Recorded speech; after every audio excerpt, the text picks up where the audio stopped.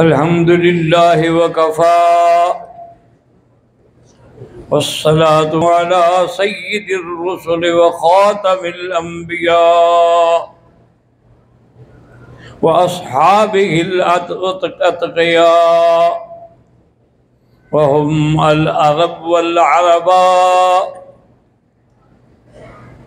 أما بعد فقد قال الله تبارك وتعالى في القرآن المجيد والفرقان الحميد: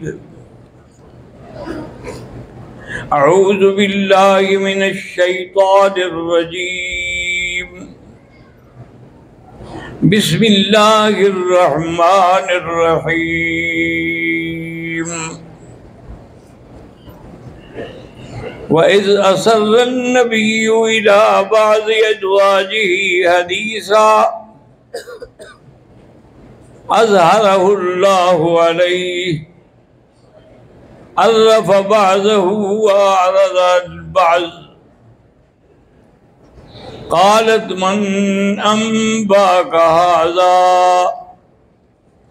قَالَ نَبَّأَنِيَ الْعَلِيمُ الْخَبِيرُ. قال النبي صلى الله عليه وسلم: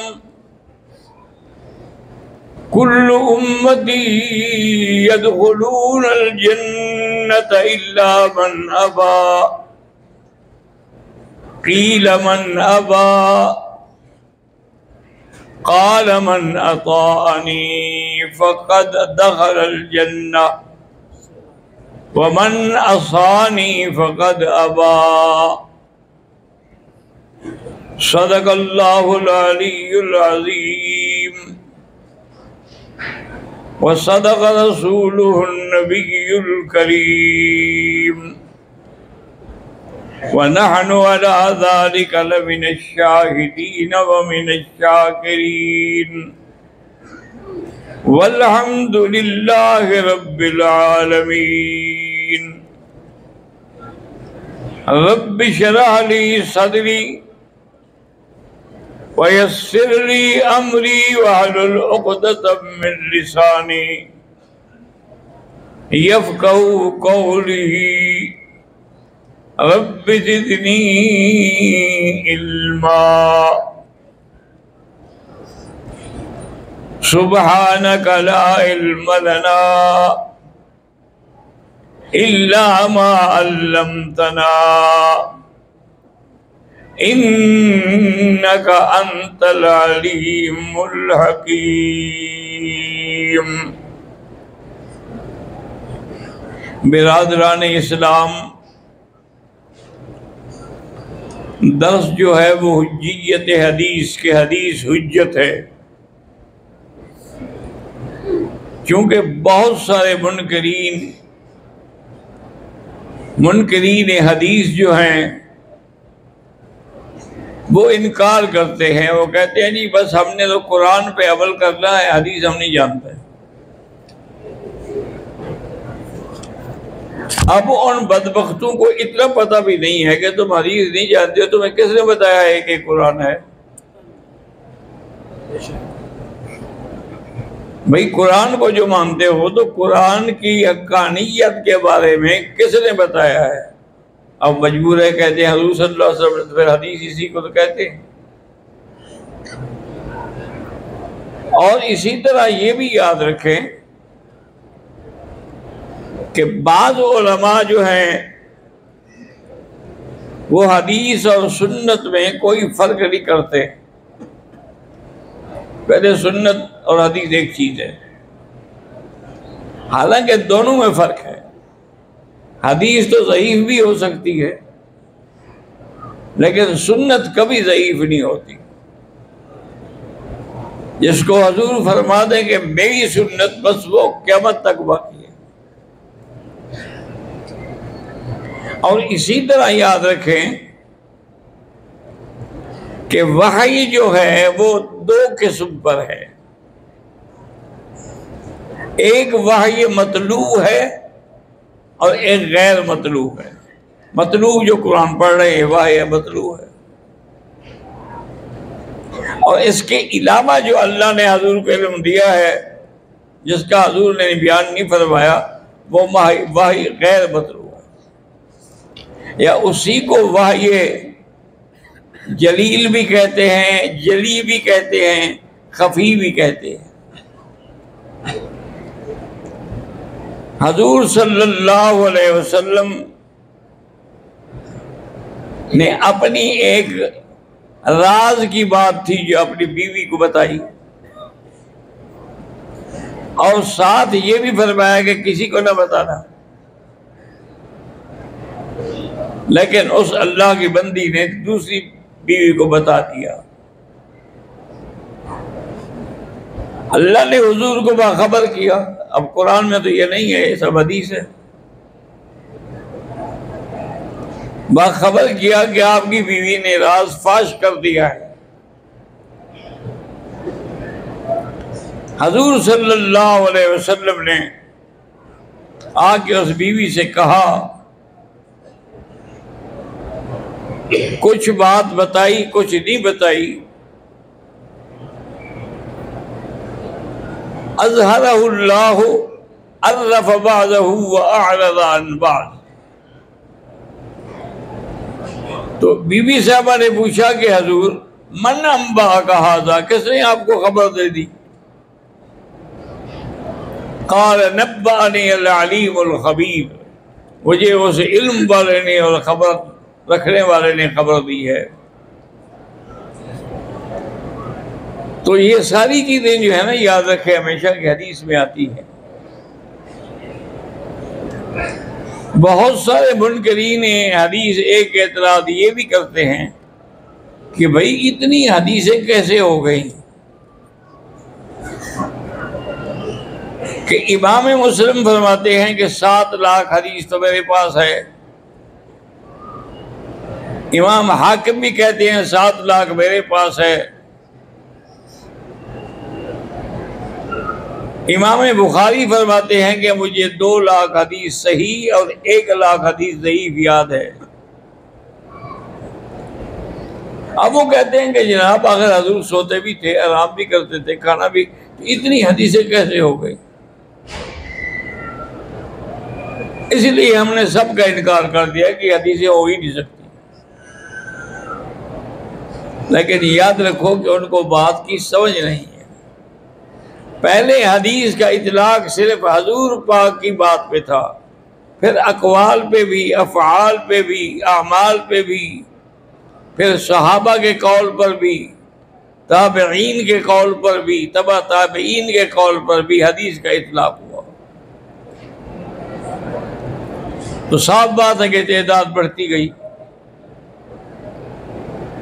پھر علماء کرام محدثین نے اگر ایک حدیث کئی سندوں سے ملی ہے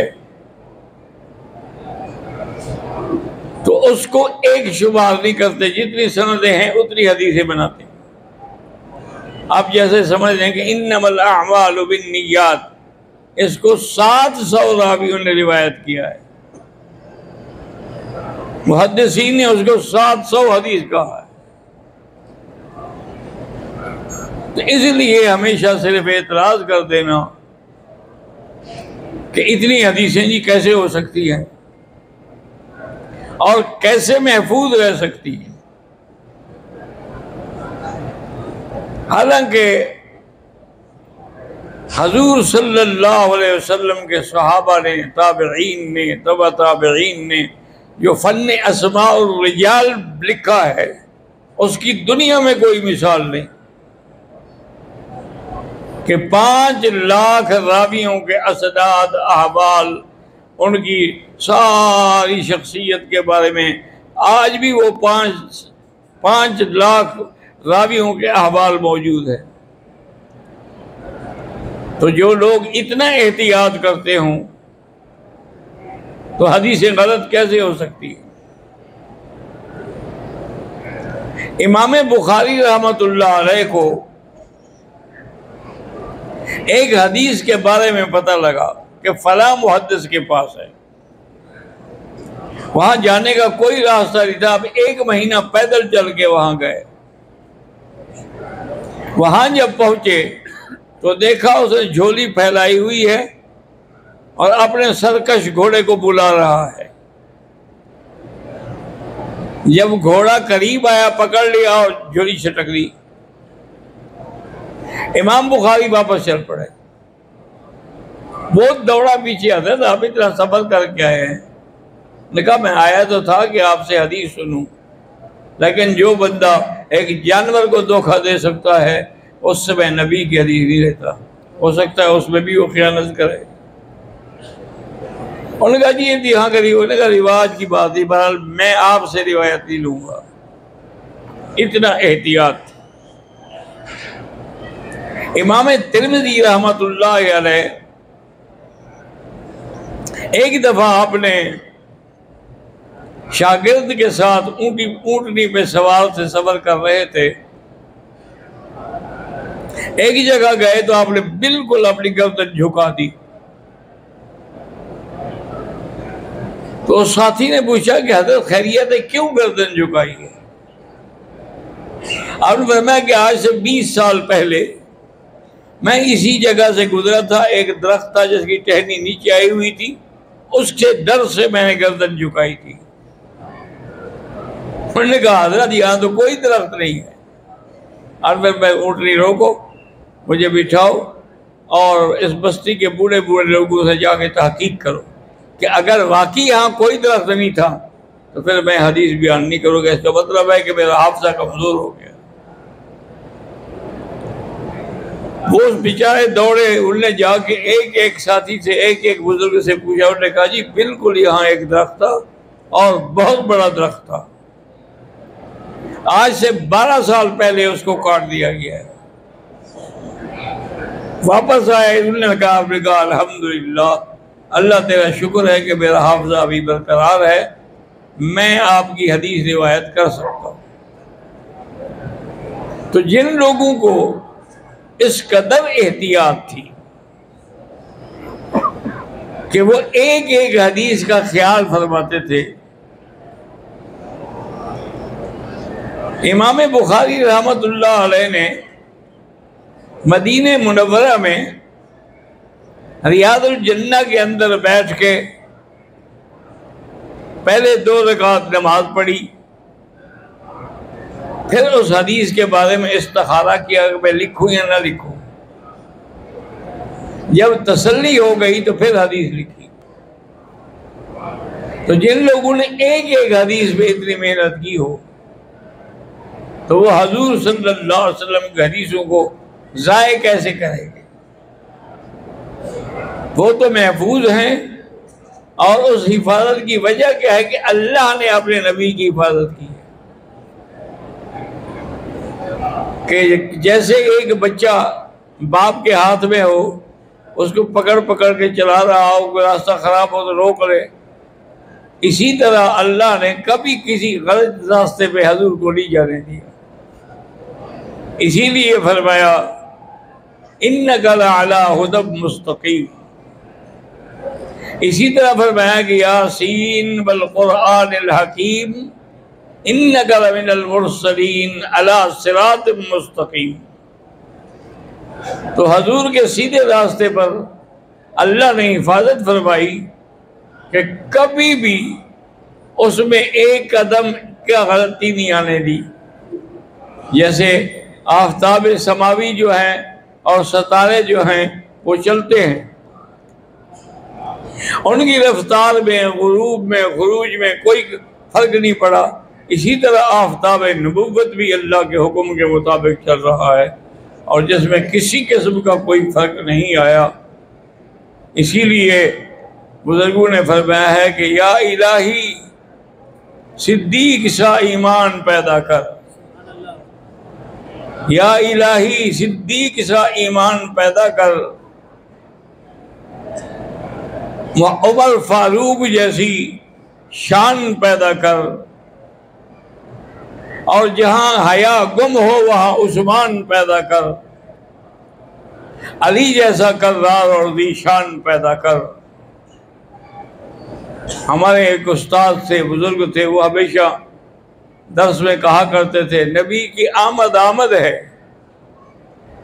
نبی کی آمد ہے مبشرم و نذیرا سراجم و منیرا صلو علیہ وسلم تسلیما کثیرا کثیرا اللہم صلی علی سیدنا محمد وبارک وسلم علیہ.